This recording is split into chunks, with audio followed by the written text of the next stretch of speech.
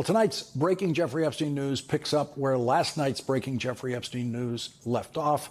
Congressman Robert Garcia, the top-ranking Democrat on the House Oversight Committee, joined us last night after his committee conducted a 4-hour closed-door deposition of the worst Attorney General Donald Trump got confirmed by the Senate in his first term as president, William Barr. The Republican chairman of the Oversight Committee, James Comer, suggested last night that William Barr testified that Donald Trump did nothing wrong with Jeffrey Epstein. Congressman Garcia is now insisting, quote, yesterday during his deposition with the committee, Attorney General Barr could not clear Donald Trump of wrongdoing. Chairman Comer should release the full, unedited transcript of his interview for the public. Congressman Garcia will lead off our discussion again tonight.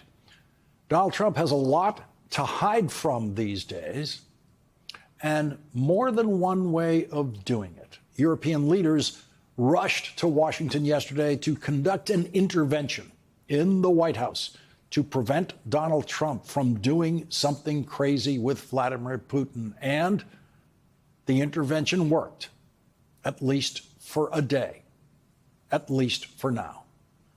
The White House released this photograph of the intervention showing how Donald Trump chose to hide his newest problem during the intervention: his ankles.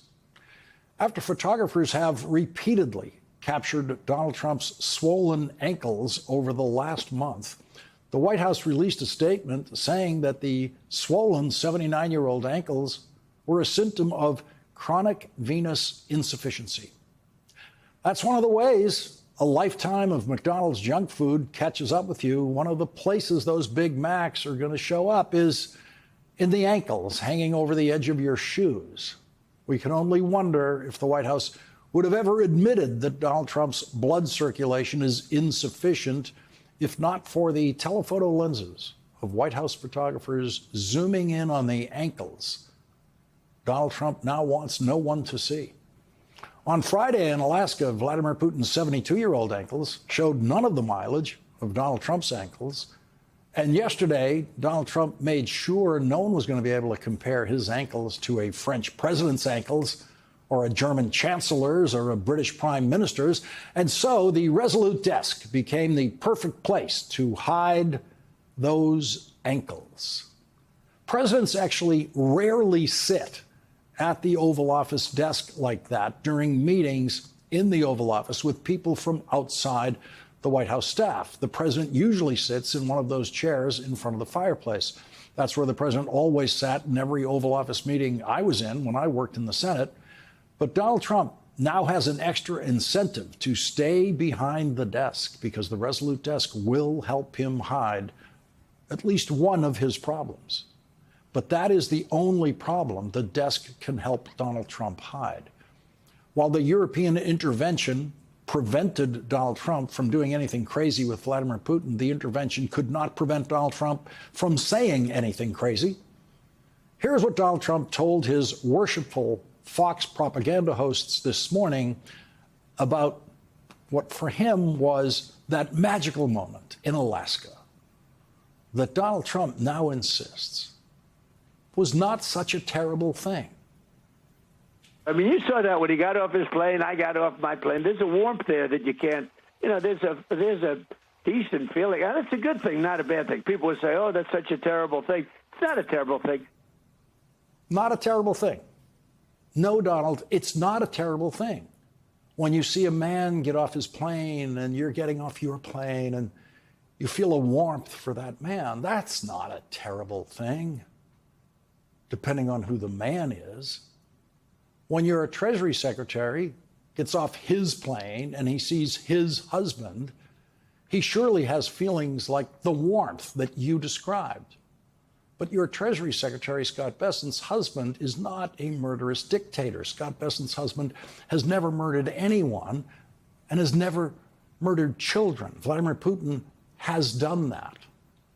And that, Donald, is why people say it's such a terrible thing that you feel warmth for that murderous dictator when you see him. Quote, When he got off his plane, I got off my plane. There's a warmth that you can't, there's a decent feeling. It's a good thing, not a bad thing. People would say, oh, that's such a terrible thing. Not a terrible thing. Yes, it's a terrible thing.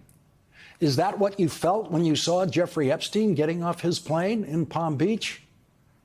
He got off his plane, I got off my plane. There's a warmth that you can't, there's this, it's a decent feeling. Is that what you felt, Donald, when you saw Jeffrey Epstein? And speaking of crazy, Donald Trump told his Fox worshipful questioners this morning this about Vladimir Putin's war in Ukraine. This is the biggest bad situation since World War II. There's been nothing even close. Oh, yes, there has, Donald. The war you avoided back when your ankles were slim and a local doctor wrote a note to your draft board saying that you had bone spurs in your feet that then spent the rest of their lives playing golf. The Vietnam War was much bigger and much worse situation than the war in Ukraine, and it went on much longer, especially for the American soldiers who went to Vietnam in your place. 58,000 of them have their names on a wall near where you live now because they never came home from Vietnam, and no amount of lying the way you do and exaggerating the military death tolls in Ukraine will ever bring those death tolls up to the level of the Vietnam War, which also included the deaths of as many as 2 million civilians in that war. And the Vietnam military, the North Vietnamese military, the Viet Cong fighters, between 200,000, 250,000 of them, including South Vietnamese soldiers. Donald Trump did say one thing about Vladimir Putin today that wasn't crazy, but it is something that everyone else has already been saying about Vladimir Putin, and Donald Trump today became the last one to realize this when Donald Trump told his Fox Morning friends, quote, "It's possible that he doesn't want to make a deal." That's right, Donald. That's possible. That's why everyone thought you were crazy yesterday when you were overheard on a hot mic telling the president of France that Vladimir Putin would make a deal for you, just to do you a favor. I think he wants to make a deal. I think he wants to make a deal for me. You understand that, as crazy as it sounds? 4, 3. Yeah, it sounds crazy. The European intervention stopped Donald Trump from doing anything crazy with Vladimir Putin, but nothing can stop Donald Trump from saying ignorant things, things Donald Trump knows nothing about. Something Donald Trump does know about is how many times his name appears in the Epstein files. His attorney general and deputy attorney general, who used to be his criminal defense lawyers, rushed to the Oval Office after they put thousands of FBI agents to work studying the Epstein files to tell Donald Trump exactly how many times his name appears in the Epstein files and in what way his name appears in the Epstein files. The House Oversight Committee has subpoenaed the Epstein files from the Justice Department, demanding that the files be delivered tomorrow. The Justice Department has offered a compromise of beginning to deliver the Epstein files on Friday of this week, 2 days late, and only beginning to deliver them.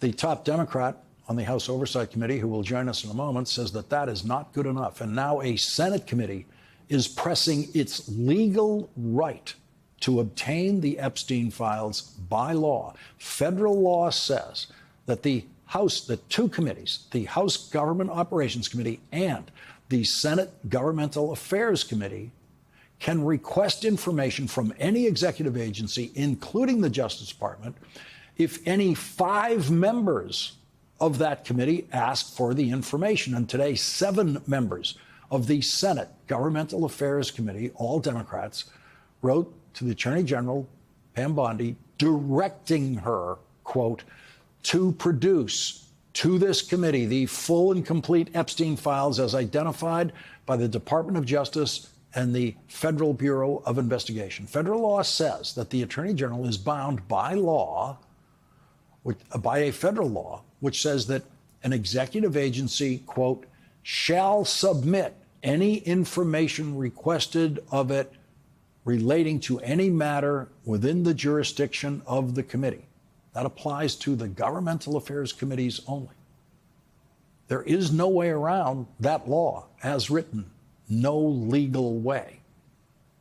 But that does not mean that the Trump Attorney General will not defy that law, because she knows how many times and in what ways Donald Trump's name appears in the Epstein files.